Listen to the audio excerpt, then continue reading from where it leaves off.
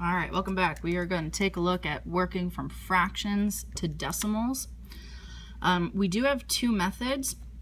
Method one that we're going to discuss first works all the time, every single time. The second method works some of the time when we have very special, nice denominators, but it will not work for every fraction that's out there. But method one will work for every fraction that's out there. So let's recall, what is the meaning of a fraction bar? Well, a fraction bar, let's go ahead and just give ourselves an example. A fraction bar is a division symbol.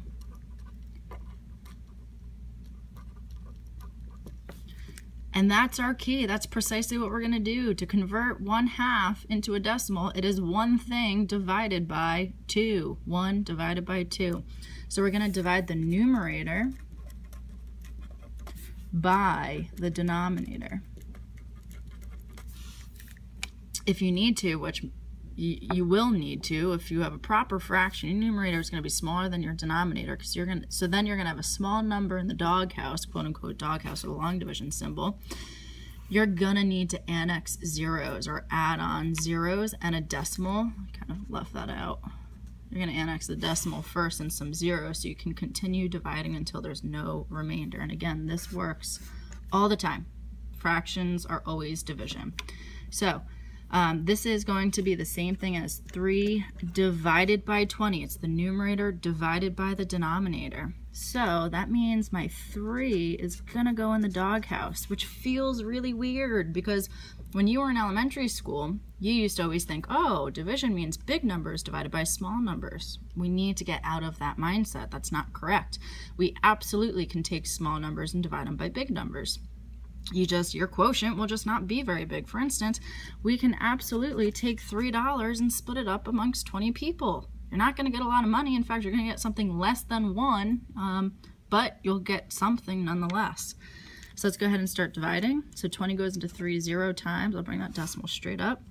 20 does go into 30 one time.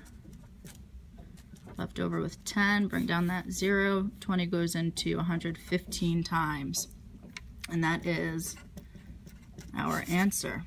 3/20 is equivalent to 15/100, which means if you took your $3 and you split it up amongst 20 people, everybody gets 15 cents, which sounds reasonable. That sounds correct. 4/5, we can take $4 absolutely and split it up amongst 5 people. Will everybody get a whole dollar? No. And that makes sense because 4/5 as a fraction, is that even one whole thing? No, it's close to 1. 5/5 is 1. It's very close to that, but it is not indeed equal to it. So this is going to be the same thing as 4 divided by 5. So we're going to put 4 in the doghouse, 5 outside. The numerator goes inside of the long division symbol. 5 does not go into 4, but it does go into 40 8 times. Remainder of 0, I could bring down that 0, but I'm done. I have a remainder of 0. My decimal equivalence is 8/10. Division works every time. Just can be a little bit tedious and number crunching. Let's take a look at method 2, which works really nicely when it works. So if I gave you a fraction such as 7/10, that's really easy to write as a decimal. It's 7/10. If I gave you a fraction such as 7/100, that's also super easy because 100 is my place value. So I put the 7 in the 100th place value. And that's the key. This is what we're going to try to do. We love denominators of powers of 10. And that's our goal with method 2. We are going to create an equivalent fraction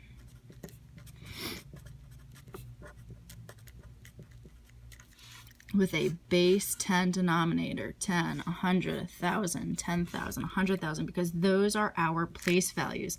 And when our place values are our denominators, it makes it so easy to write it down as a decimal. So when does this method work? It works really nicely when our original denominator is a factor of a base 10, which means if we can turn our denominator into our base 10, that's when this method works nicely. So what types of numbers can we turn into base 10s, like 10, 100, 1,000, 10,000 really nicely? 2. I can turn 2 into 10 by multiplying by 5. I can turn 4 into 100 by multiplying by 25. I can turn 5 into 10 by multiplying by 2. And that's why we have this box right here. Because this is just outlining the really nice denominators and what we have to multiply them by to get us our base 10 denominator that we're desiring.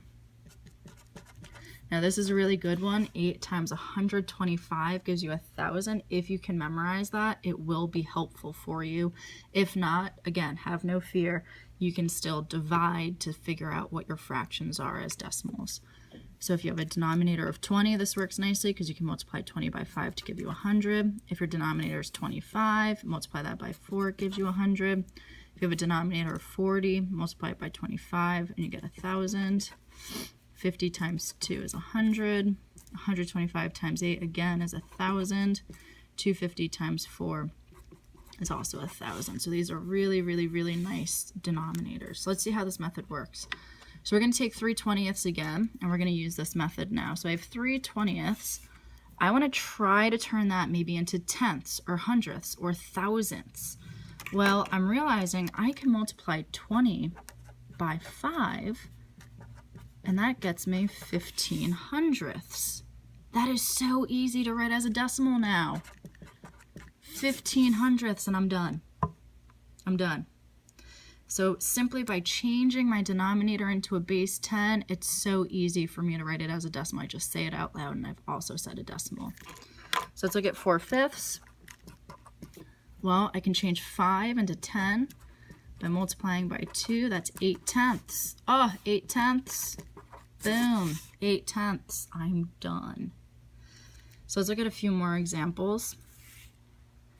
This ends up being less work in the long run. So if we go ahead and compare to all of our work above where we did long division, I would much rather do a simple multiplication fact, such as 3 times 5 and 20 times 5 versus setting up long division. But that's just me. So if I have 5/8, I can turn eighths into hundredths, or excuse me, not into hundredths, into thousandths by multiplying by 125. And I get 625 thousandths. Oh, that sounds like a decimal. 625 thousandths. That 5 is sitting in the thousandths place. 3/4, I can multiply by 25. I get 75 hundredths. Oh, that's 75 hundredths. Done. 9 2/5. I have students who want to turn that into an improper fraction because they're just kind of stuck in student robot mode. There's no need. We know that this is going to be the whole number in our decimal, and we know this is what will become the decimal. So let's only care about the fraction. So 2/5, if I multiply by 2/2, I get 4/10. So this is equivalent to 9 4/10, 9 4/10, 9 4/10. Oh, 9.4, and I'm done.